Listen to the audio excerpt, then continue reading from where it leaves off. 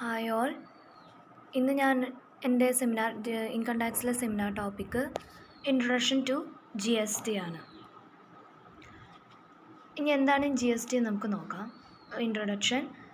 Goods and service tax is the biggest and significant indirect tax reform in India. ഇന്ത്യയിലത്തെ ഏറ്റവും വലിയ indirect ആയിട്ടുള്ളൊരു ടാക്സാണ് ഗുഡ്സ് ആൻഡ് സർവീസ് ടാക്സ് എന്ന് വെച്ചാൽ GST. It is a single tax on the supply of goods and services. ഇതൊരു single ആയിട്ടുള്ളൊരു tax goods and supply സർവീസിനുള്ള ഒരു സിംഗിൾ ആയിട്ടുള്ളൊരു ടാക്സാണ്. GST has a brought the Indian taxation framework under this unique ideology, one nation, one tax. ഇത് work ചെയ്തിരിക്കുന്നത് ഒരു unique ആയിട്ടുള്ളൊരു ideology വെച്ചിട്ടാണ്. എന്താണ്? വൺ നേഷൻ വൺ ടാക്സ്, ഒരു രാജ്യത്തിന് ഒരു ടാക്സ് എന്ന രീതിക്കാണ് ഇത് കൊണ്ടുവന്നിരിക്കുന്നത്. GST is an agreeable indirect tax levy on manufacture, sale and consumptions of goods as well as service at the national level. GST agreeable ആയിട്ടുള്ള ഇൻഡയറക്റ്റ് ടാക്സ് ആണ്. അത് കളക്ട് ചെയ്യുന്നത് ഈടാക്കുന്നത് മാനുഫാക്ചറിൽ നിന്നും sale and consumptions of goods ചെയ്യുന്നവരിൽ നിന്നും, അതുമാത്രമല്ല നാഷണൽ ലെവലിൽ സർവീസ് ചെയ്യുന്ന ആൾക്കാരിൽ നിന്നും ഈ GST ഈടാക്കുന്നുണ്ട്. ഇനി അടുത്ത നെക്സ്റ്റ് നമുക്ക് ഹിസ്റ്ററി നോക്കാം.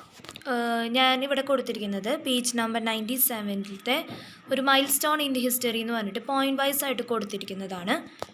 അതിൽ 2000 the prime minister introduce the concept of GST and set up the committee design and GST model for the country.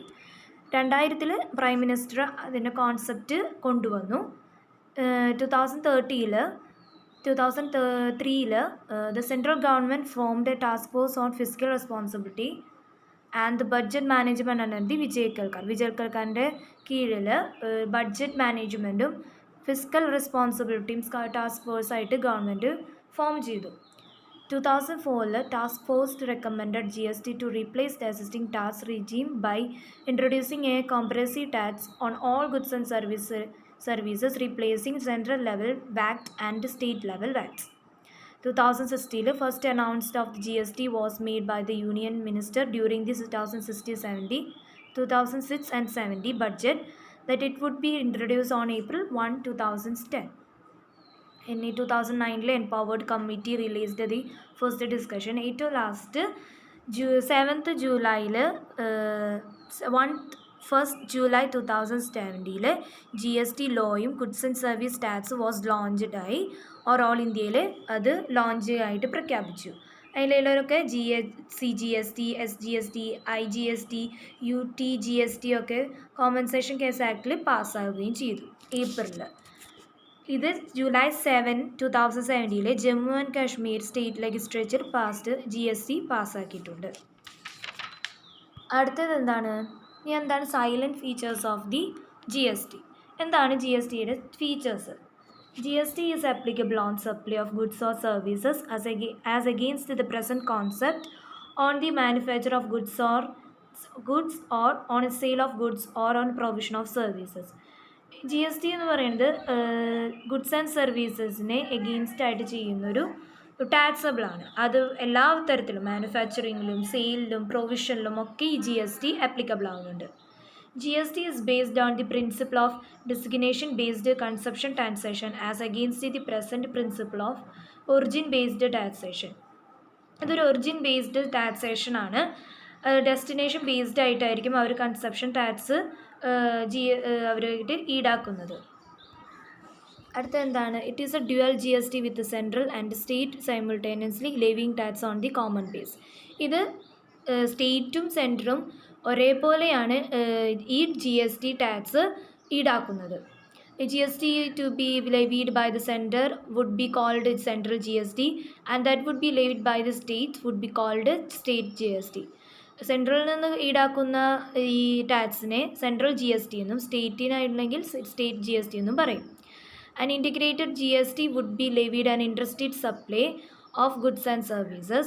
Then fifth point, import of goods and service would be treated as interstate supply and would be subject to IGST in addition to applicable customs duties. Imported goods and സർവീസസും ഈ treat ചെയ്യുന്നത് industries supplies എന്നാണ്. And it would be subject to IGST എന്നൊരു കീഴിൽ tax ഈ imported ആയിട്ടുള്ള goods and services treat ചെയ്യുമെന്നാണ് പറയുന്നത്. ഇനി CGST, SGST and IGST would be levied at rate to be mutually agreed upon the centre and the state. ഈ മൂന്ന് തരത്തിലുള്ള GST യും ലെവി ചെയ്യുന്നത് മ്യൂച്വൽ ആയിട്ടുള്ള ഒരു റേറ്റിലാണ്. അതും സെൻട്രും സ്റ്റേറ്റും അഗ്രി ചെയ്തതിനനുസരിച്ചാണ് ഈ ടാക്സ് ഈടാക്കുന്നത്. SS would be imposed and demerit goods to raise resource for providing compensation to state as state may lose revenue owing to the implementation of GST. Then 8 point, GST would be replaced the following taxes currently levied on collected by the central government collect ചെയ്യുന്നതും currently levy ചെയ്യുന്നത് ഈടാക്കുന്നതുമായിട്ടുള്ള GST ആണ്. ആരൊക്കെയാണ് collect ചെയ്യുന്നതാണ് അടിയിൽ കൊടുക്കുന്നത്. Central excise duty, duties of excise, additional duties of excise, additional duties of excise, and the textiles and textile products, additional duty of customs, commonly known as CVD, special additional duty of customs, service tax, cesses and surcharge into so far as they related to supply of goods and services, state VAT, central sales tax, purchase tax, luxury tax, entry tax, tax on advertisement. ഇതൊക്കെയാണ് ഒരു currently ആയിട്ട് levy ചെയ്യുന്ന central government currently ആയിട്ട് levy ചെയ്യുന്ന GSTനെ replace ചെയ്യുന്ന ആൾക്കാർ. Then 10th point ആണ് GST would apply on all the goods and services except alcohol for human consumption. GST goods and സർവീസസിൽ അപ്ലൈ ചെയ്യുന്നു. ഏതൊഴിച്ച്? Alcohol for human consumption. Alcohol provide ചെയ്യും human consumption ചെയ്യുന്ന alcohol ഒഴിച്ച് ബാക്കി എല്ലാത്തിനും ടാക്സ് ഈടാക്കുന്നു. GST on 5 specified petroleum product, crude oil, petrol, diesel, ATF, natural gas would be applicable from the date to be recommended by the GSTC. GST on 5 specified petroleum productile GSTCയുടെ recommended വഴി applicable ആവുന്നുണ്ട്. Tobacco and tobacco product would be subject to GST. ടൊബാക്കോയുമായി ബന്ധപ്പെട്ട പ്രൊഡക്ട്സുകളൊക്കെ GSTയിൽ ഉൾപ്പെടുന്നുണ്ട്. A common threshold exemption would apply on both GST and SGST.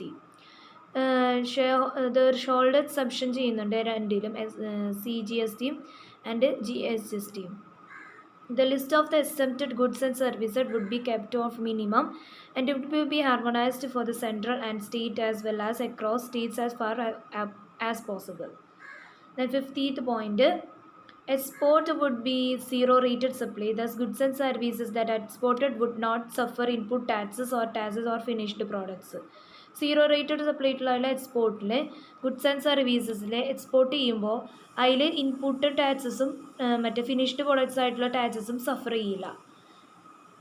Then credit of GST paid on inputs may be used only the paying GST on the output and the credit of SGST paid on the inputs may be used only for the paying SGST. Then 17th point, accounts would be settled periodically between the central and the state to be ensure that the credit of SGST used for the payment of IGST is transferred by the exporting state to the central. Similarly, IGST used for the payment of SGST would be transferred by the central to importing state. Dated, the laws, regulations and procedures for the levy and collection of CGST and SGST would be harmonized to the extent possible. ഇതൊക്കെയാണ് silent features of the GST. ഇതൊക്കെയാണ് എൻ്റെ portions. എല്ലാവർക്കും മനസ്സിലായി വിചാരിക്കുന്നു. Thank you.